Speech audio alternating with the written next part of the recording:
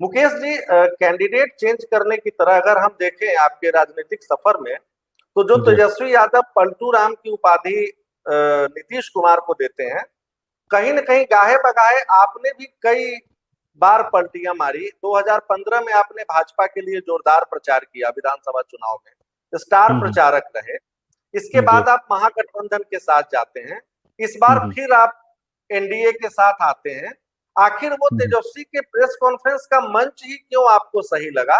अगर आपको इतना पता था कि आपके समाज के लिए, आपके हित के लिए एनडीए का मंच ज्यादा उपयोगी है। देखिए, मैं सामाजिक कार्य करते करते 2015 में मैंने एनडीए को मदद हुआ उस समय में मैंने किया। उस समय हमारी कोई पॉलिटिकल पार्टी नहीं था। और सरकार से हम उम्मीद रखते हैं, चाहे राज्य सरकार हो या केंद्र सरकार हो, कि हमारे इशू को सॉल्व करे। और जब हमारे इशू को अगर कोई देखते हैं तो निश्चित तौर पे हम उनके लिए काम करने का कोशिश करते हैं। और इसी सिलसिले में 2015 में हमने एनडीए के लिए काम किया। उसके बाद हमने देखा कि हमारे काम अधूरा है और काम नहीं हो पा रहा है। जब हम किसी को कह रहे करने के लिए वो नहीं सुन रहे, तो उस जगह पे हमें पहुंचने की आवश्यकता है। उस जगह पे पहुंचने के लिए आपको एक पॉलिटिकल पार्टी की आवश्यकता है। और आप सत्ता में पावर में आएंगे तो उस जगह पे पहुंचेंगे। तो हमने 2018 में हमने निर्णय लिया कि एक पॉलिटिकल पार्टी बनाए और उसी बैनर तले हम लोग लड़ाई लड़ा जाएगा। और हमने 2018 में पार्टी बनाया। पार्टी बनाने के बाद महागठबंधन से ऑफर आया, मतलब निमंत्रण आया कि हमारे साथ आके आप राजनीति कीजिए। और हमें कंफर्टेबल सीट भी हमें ऑफर किया गया।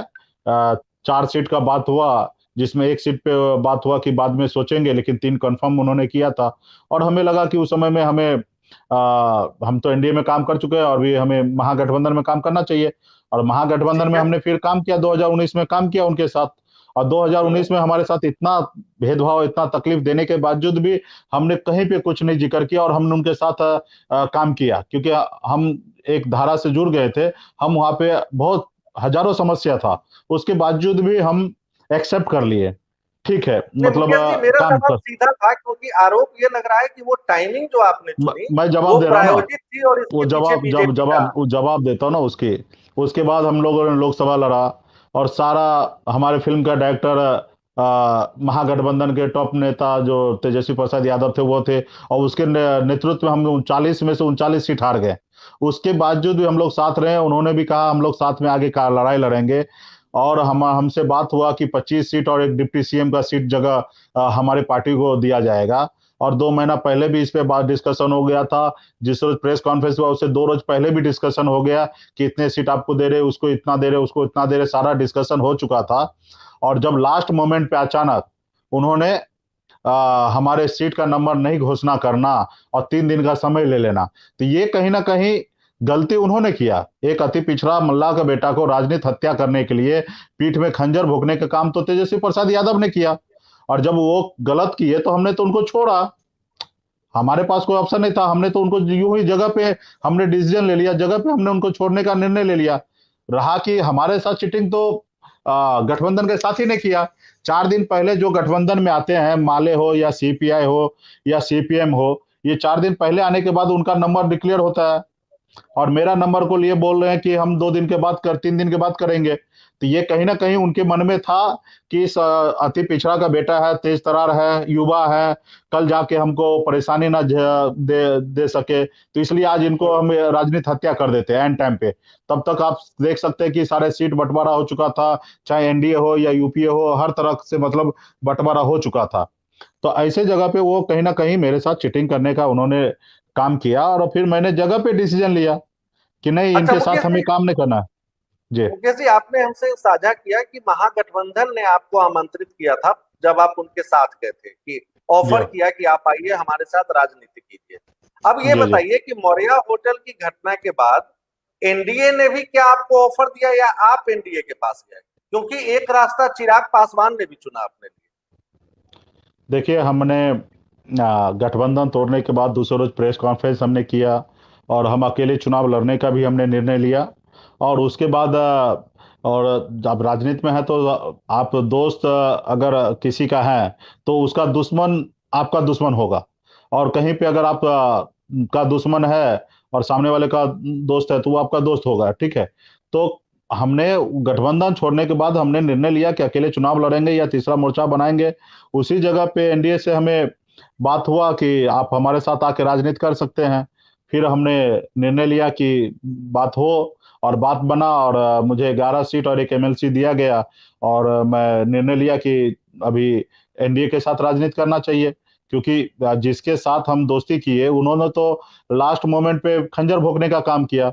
अब मलहम लगाने का एनडीए के नेतागण, आदरणीय माननीय प्रधानमंत्री नरेंद्र मोदी जी, गृह मंत्री अमित शाह जी, भारतीय जनता पार्टी के राष्ट्रीय अध्यक्ष जेपी नड्डा साहब और बिहार के मुखिया श्री नीतीश कुमार जी ने मलहम लगाने का काम किया। और मेरे पास ऑप्शन नहीं था, और मैं उनके साथ राजनीति करने का मैंने निर्णय लिया, क्योंकि मेरा लक्ष्य एक ही रहा कि अभी जिसने हमारे पीठ में खंजर भोंका, ऐसे व्यक्ति को हम आने वाले समय में बताएंगे कि वो उन्होंने कितना बड़ा भूल किया। तो अभी हमारा लक्ष्य है कि बिहार में एनडीए का सरकार बनाना, और उन्हें जब तक वो जिंदा रहेंगे तब तक वो सोचेंगे कि हमने मुकेश सहनी के साथ जो चीटिंग किया उसका उनको फल मिला। मुकेश जी, आपने कहा कि एनडीए ने कहा कि ठीक है आप आइए, हमारे साथ आइए।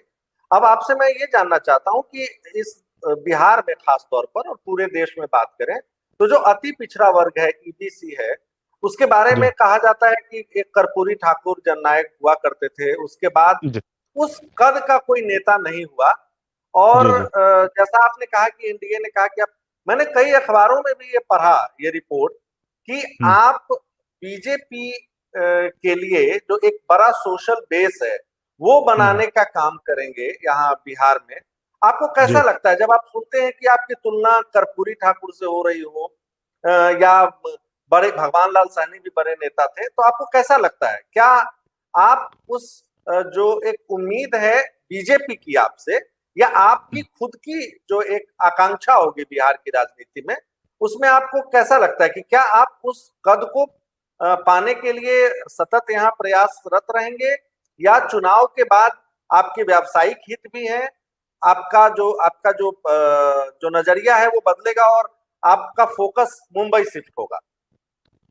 देखिए, मैं आपको बता दूं कि 2015 से मैं मुंबई छोड़ चुका हूं। आपको शायद जानकारी नहीं है। मैं पूरा का पूरा बिहार शिफ्ट हो चुका हूं, और बिहार में ही टोटल अभी सिर्फ मैं सामाजिक संगठन चलाते चलाते अभी पॉलिटिकल पार्टी चला रहा हूं। और मुंबई से अभी हमारा कोई वास्ता नहीं। अभी 7 महीना हो चुका है मैं मुंबई जाके।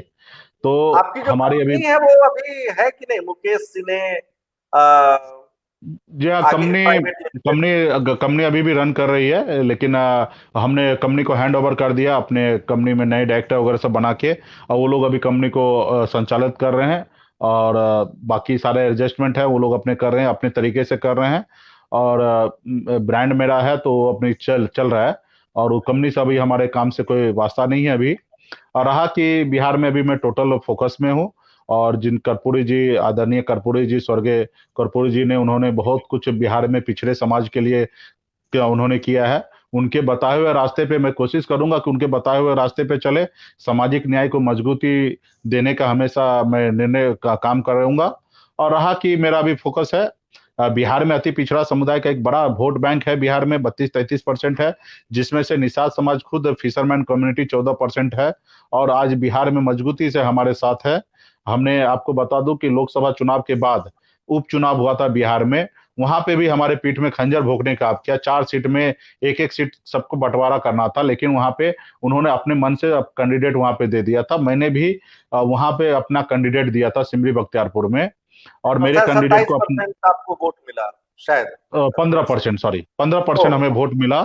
और 25,000 वोट के ऊपर हमें वोट मिला। और उसी के कारण वहां पे एनडीए चुनाव हारता है, और महागठबंधन वहां पे तेजस्वी प्रसाद यादव चुनाव जीतते हैं। तो उनके मन में एक ही यही था कि मुकेश सहनी को लास्ट लेके जाएंगे और ढकेल देंगे कि वो अकेले पूरे बिहार में चुनाव लड़े, ताकि एनडीए का वोट काट ले, अपने लोगों का वोट ले ले, और उनके लेके एनडीए का बड़ा हार होगा और हमारा जीत होगा।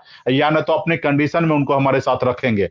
25 सीट नहीं है कि वो जो भी एक्सपर्ट जो उनके मन में था, तो उनके मन में ये सारी चीजें था। और एक अति पिछड़ा को, बेटा को, युवा को आगे बढ़ना नहीं देखना चाह रहे थे।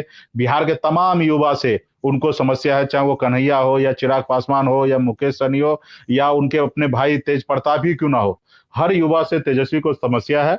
और वो कोई नहीं चाहेगा कि बिहार में कोई युवा आगे आए। तो